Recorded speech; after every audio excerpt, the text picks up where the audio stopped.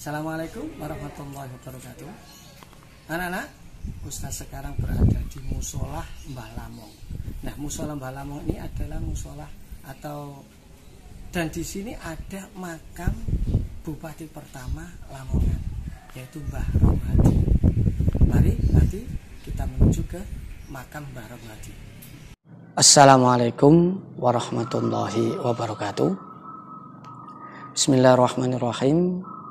Alhamdulillahi rabbil alamin. Wabihi nasta'in ala umurid dunya waddin. Wassalatu wassalamu ala asyrafil anbiya wal mursalin. Sayyidina wa habibina wa syafi'ina wa qurrati a'yunina wa maulana Muhammadin sallallahu alaihi wasallam wa ala alihi wa sahbihi ajma'in. Qala Allah ta'ala fi kitabihil karim. A'udzu billahi minasyaitonir rajim. Ya ayyuhalladzina amanu kutiba alaikumus syiyam kama kutiba alal ladzina min qablikum la'allakum tattaqun. Wa qala Rasulullah sallallahu alaihi wasallam man fariha bidukhuli Ramadan harramallahu jasadahu 'alan niran. Shadaqallahul azim wa shadaqa rasulul karim wa nahnu 'ala dzalika minasyahidin. Rabbi shrah li sadri wa yassir li amri wahlul 'uqdatam min lisani yafqahu qawli. Amma ba'du. Anak-anakku, siswa-siswi MI unggulan yang berbahagia, yang dirahmati oleh Allah. Bagaimana kabarnya? Semoga kita semua selalu diberikan Allah kesehatan, selalu diberikan Allah ketetapan iman, sehingga kita bisa istiqomah menjalankan perintah Allah dan menjauhi segala larangan Allah Subhanahu wa ta'ala. Amin Allahumma amin. Dan semoga wabah COVID-19 ini segera berlalu, segera terbebas kita dari COVID ini, khususnya wilayah Lamongan. Amin Allahumma amin. Dan tak lupa salawat serta salam semoga tetap terlimpahkan, tercurahkan kehadirat junjungan kita Nabi Allah Muhammad sallallahu alaihi wasallam. Anak-anakku yang Ustadz banggakan, Ustadz cintai, di sini Ustadz berada di depan makam Mbah Lamong atau dikenal dengan Mbah Romhadi. Beliau adalah murid dari Sunan Giri yang ditugaskan oleh Sunan Giri untuk menyebarkan agama Islam di wilayah Lamongan, dan juga beliau merupakan bupati pertama di Lamongan. Mungkin itu sedikit tentang Mbah Romhadi. Anak-anakku yang Ustadz banggakan, Ustadz cintai. Ustadz di sini akan menerangkan atau menjelaskan tentang puasa. Apa puasa itu? Kenapa kok kita diwajibkan puasa? Ya, puasa adalah dari kata as-shaum, menahan diri, menahan. Jadi artinya menahan diri dari makan dan minum, mulai terbitnya fajar sampai terbenamnya matahari, disertai dengan niat. Jangan lupa ada niat. Kenapa? Innamal a'malu binniyat. Segala sesuatu, segala amal perbuatan diawali dengan niat. Maka dengan niat itu kita akan mudah menjalankan apa yang kita niatkan. Nah, kenapa kok sampai diwajibkan puasa? Itu ada sedikit cerita, ya. Allah sebelum menciptakan manusia, Allah menciptakan akal terlebih dahulu. Nah, pada waktu Allah menciptakan akal dipanggil oleh Allah. Akal, sini. Dengan tunduk, akal itu menghadap kepada Allah. Akal, mundur akal. Jadi mematuhi perintah Allah Subhanahu wa ta'ala. Setelah itu akal ditanya oleh Allah. Akal, siapa kamu dan siapa aku? Akal dengan menjawab, ya Allah, kamu adalah Tuhanku, kamu adalah sesembahanku. Aku adalah makhlukmu, aku adalah ciptaanmu yang lemah ini. Akal menjawab seperti itu. Oh ya, sudah. Setelah Allah menciptakan akal, Allah menciptakan yang namanya nafsu. Setelah diciptakan, nafsu dipanggil oleh Allah. Nafsu. Tapi nafsu apa? Istilah gak ngereken. Tidak mendengarkan panggilannya Allah. Sekali-kali nafsu. Gak ngereken sih. Akhirnya yang ketiga nafsu menghadap dengan lantangnya. Lapo nyeluk-nyeluk. Nafsu. Sekarang tak tanya. Saya tanya. Siapa kamu? Siapa saya? Dengan lantang nafsu menjawab. Kamu ya kamu. Aku ya aku. Pak, kok ngene nafsu ini? Akhirnya Allah menghukum nafsu. Allah membakar nafsu, dimasukkan ke dalam neraka jahanam, dimasukkan ke dalam neraka selama 100 tahun. Bayangkan, diobong, dibakar di dalam neraka selama 100 tahun. Singkat cerita, selama 100 tahun nafsu diangkat oleh Allah. Setelah diangkat ditanya lagi oleh Allah, nafsu, siapa kamu? Siapa aku?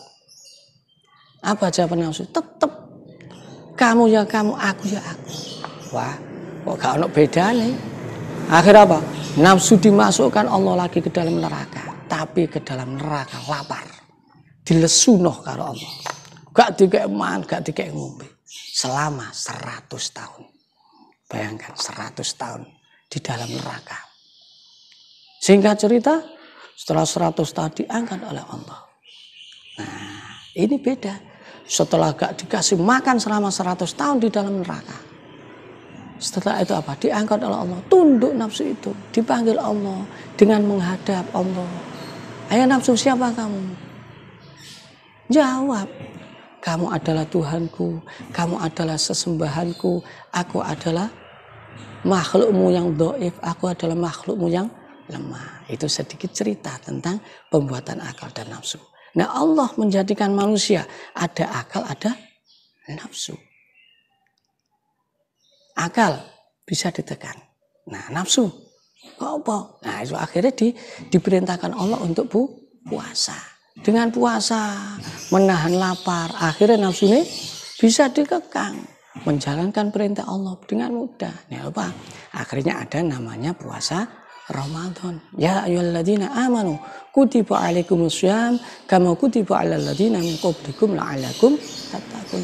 Diwajibkan atas kamu umat Nabi Muhammad SAW berpuasa seperti diwajibkan umat-umat yang terdahulu. Jadi umat yang terdahulu juga puasa, cuma mungkin berbeda-beda karena syariatnya berbeda-beda.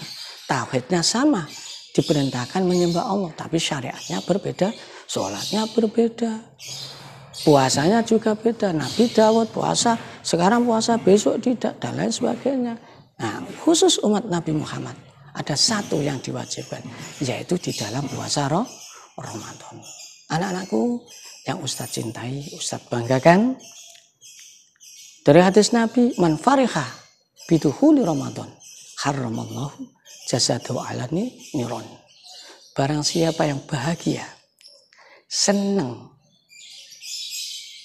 dengan adanya, dengan datangnya bulan Ramadan, haramallah, maka Allah mengharamkan apa? Jasadahu ala niron, jasadnya, tubuhnya dari api neraka. Iku mek seneng tok, sampeyan bayang. Nah, sekarang apa buktinya senang? Apa buktinya kamu senang dengan datang bulan Ramadan? Apa nyumet mercon? Doyar. Apa nyumet kembang api? Ya, wah Ramadan nyumet kembang api kayak tahun baru. Nah, ya. Nah, senang itu ada di dalam hati. Ya mungkin bisa dipraktekkan. Menewayai Ramadan tak siapkan baju sing apik, sarung sing mukena sing apik. Apa meneh kang besok buat sholat tarawih. Nah, ya, itu mungkin ada kesenangan tersendiri. Menyiapkan persiapan untuk di bulan Ramadan. Itu akan diharamkan tubuhnya, jasadnya, apa? dari api neraka. Tidak akan masuk neraka. Iku mek seneng tok.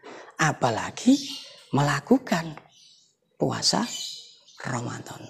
Anak-anakku yang Ustaz makan Ustaz cintai. Hadis Nabi ada kullu amal ibn Adam lahu illa shaum fa innahu li wa ana ajzibi. Setiap amal perbuatan manusia itu kanggo manusia dewe. Illa shaum, kecuali puasa. Jadi Gusti Allah kata Allah apa? Fa innahu li sak temene sesungguhnya puasa itu untukku kata Allah. Dan aku yang akan memberikan pahala, membalasnya.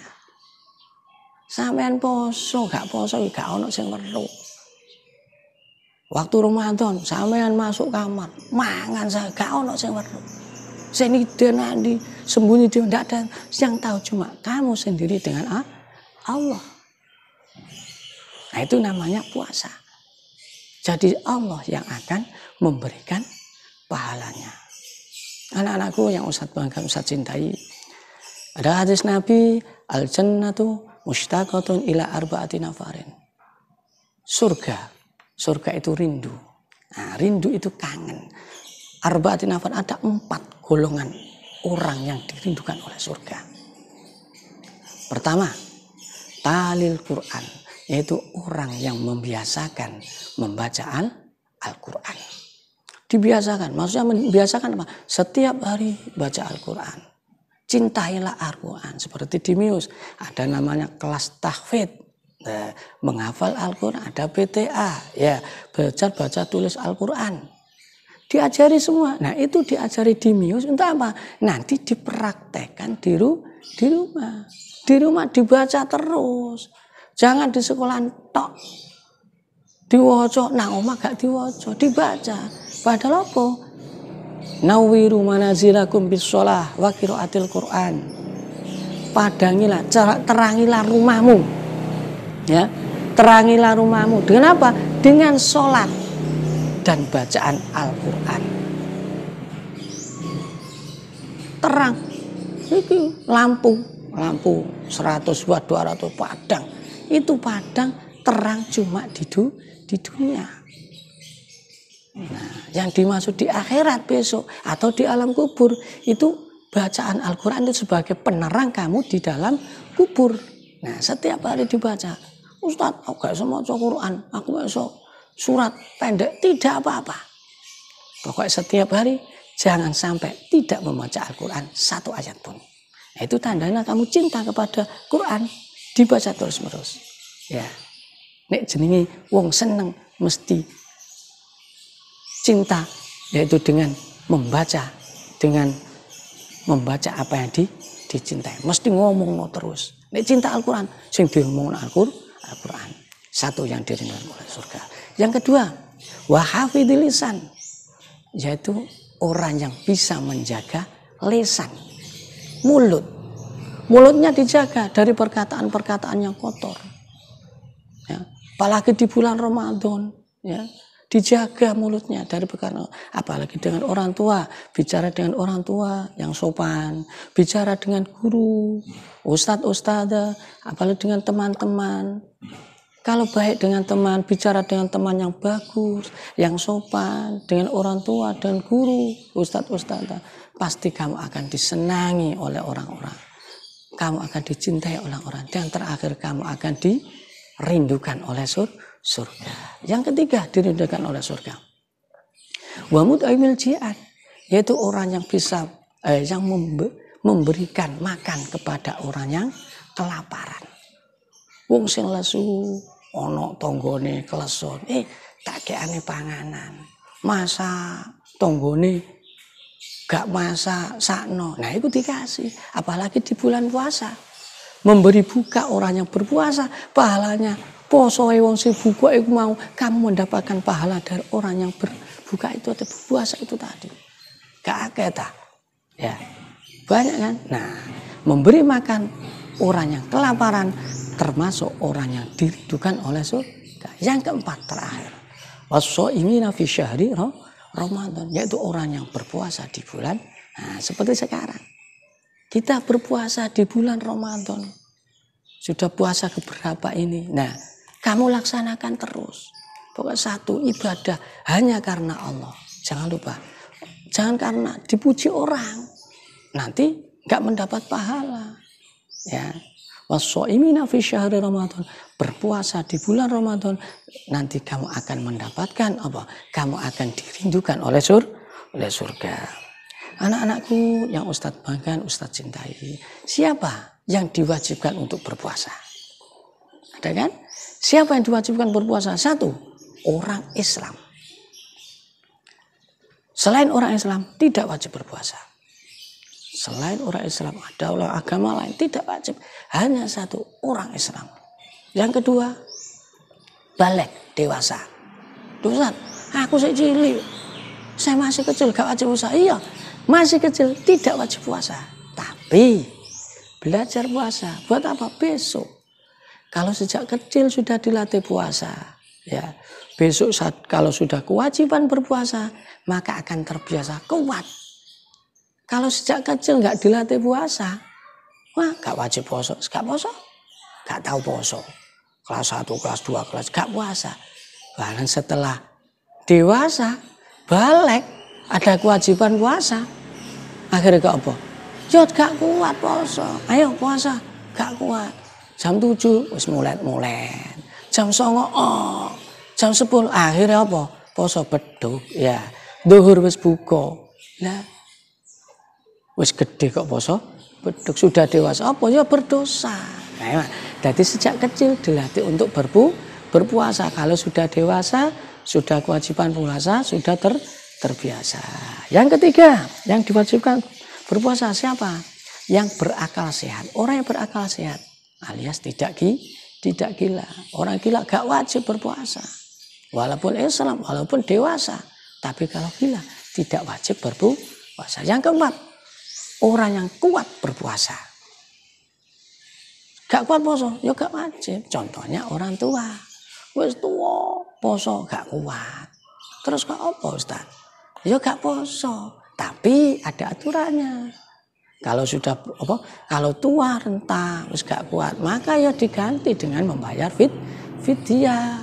1 hari dengan membayar beras 7 ons. Nah, 1 hari. 30 hari ya karek ngitung aja, tinggal dihitung berapa itu. Ya, untuk orang tua. Kalau sakit boleh tidak puasa, tapi wajib mengulang untuk puasanya dikodok nyaur. Disauri kapan? Ya setelah 1 hari gak puasa, besok disauri gak puasa. Itu ada 4. Islam, balik, berakal sehat, dan kuat berpuasa. Anak-anakku yang Ustadz doakan, Ustadz cintai. Setelah itu kita sudah yang diwajibkan puasa. Ada rukun puasa. Nah, rukun puasa 1, niat. Nah, tadi kan niat puasa. Kalau puasa tidak niat, apalagi puasa wajib, puasanya ya gak sah karena tidak niat. Bagaimana niat puasa? Nah, coba niat puasa. Ayo Mas, dibaca. Bismillahirrahmanirrahim.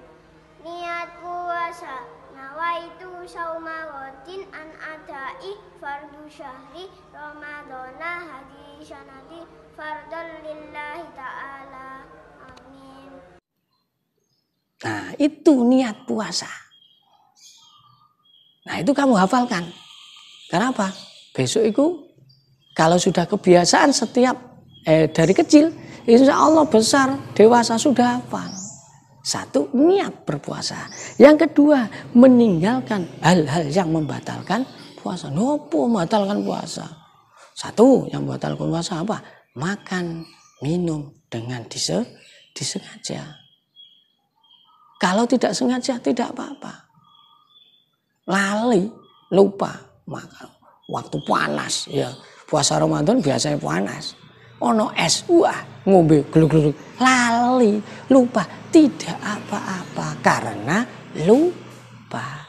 Beda kalau ngelali, ya pawatan, lali, puasanya batal. Wis ngombe lali, loh, ya poso diterusno, nah maka puasanya batal.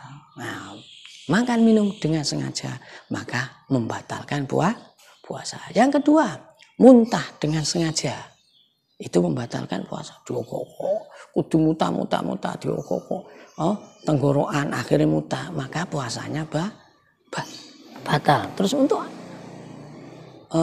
perempuan biasanya haid, ya setiap bulan pasti perempuan akan mengalami seperti itu, maka puasanya batal dan wajib mengulang, ya karena puasanya karena haid itu tadi berapa hari tidak maka wajib mengulang.